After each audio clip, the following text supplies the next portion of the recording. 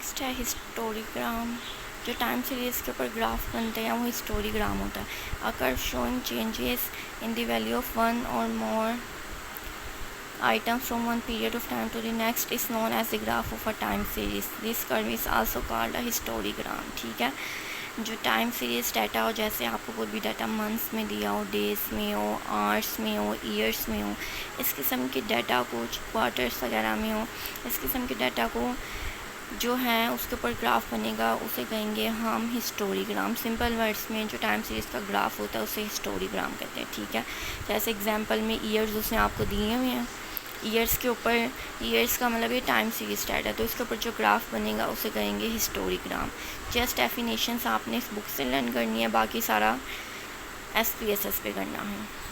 Next है histogram. Histogram भी most important है, ज़्यादा चांसेस होता है कि हिस्टोग्राम ही आएगा। Histogram consist of a set of adjacent rectangles. Adjacent का मतलब होता है ज्वाइंट, ज्वाइंट का मतलब होता है जुड़ी हुई, मिली हुई।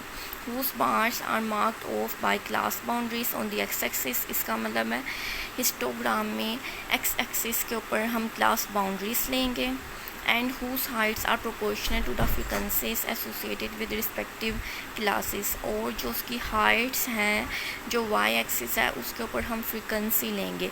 तो सिंपल वर्ड्स में जो फ्रीक्वेंसी डिस्ट्रीब्यूशन का ग्राफ होता है उसे हम कहते हैं हिस्टोग्राम। x एक्सिस पे आपने क्लास बाउंड्रीज और y एक्सिस पे आपने फ्रीक्वेंसी।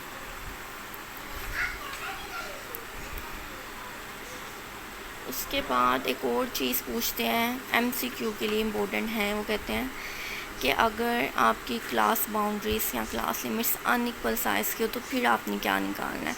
तो फिर एक चीज़ आपको फर्दर कॉलम बनाना पड़ता है, वो होता है प्रोपोर्शनल हाइट्स का।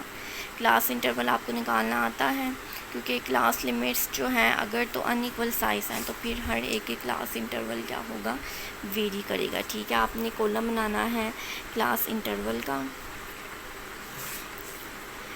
क्लास इंटरवल आपको पता है, जैसे 17.5 से 19.5 में 2 का फ़र्क है, 19.5 से 24.5 में 5 का फ़र्क है। तो ये आपने क्लास इंटरवल निकाल लिया। फ्रीक्वेंसी क्वेश्चन में आपको दी है, तो आपने प्रोपोर्शनल हाइट्स निकाल लिया। प्रोपोर्शनल हाइट्स को में हम फ्रीक्वेंसी को h पे डिवाइड कर देंगे, 9 divide by 2 188 divide by 5। Simple words में कि जब class limits, class boundaries equal size की हो तो आपने फ्रीक्वेंसी लेनी है y एक्सिस पे, और अगर वो अनइक्वल साइज़ की हैं तो फिर आपने प्रोपोर्शनल हाइट्स निकालनी है और वो निकलेंगी f डिवाइडेड बाई h। फिर फ्रीक्वेंसी पॉलीगॉन।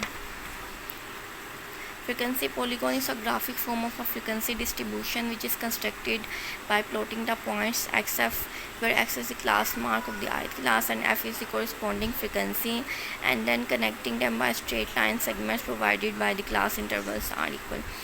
के अब जिस तरह हिस्टोग्राम में आपने x एक्सिस के ऊपर क्लास बाउंड्रीज ली, लेकिन यहाँ पे x एक्सिस के ऊपर आप क्या लेंगे, मिड पॉइंट्स। मिड पॉइंट्स का मतलब है क्लास मार्क लेंगे और y एक्सिस पे फ्रीक्वेंसी होगा। तो जब आप इन डॉट्स को मिलाएंगे तो जो ग्राफ आएगा वो आएगा फ्रीक्वेंसी पॉलीगॉन